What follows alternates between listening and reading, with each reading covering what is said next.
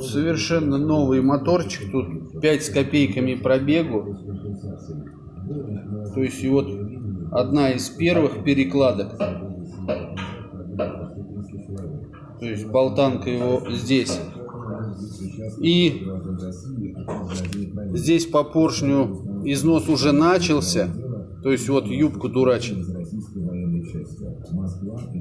А со временем, то есть ее срубает так, что зазоры превышают допустимые в 2-3 раза.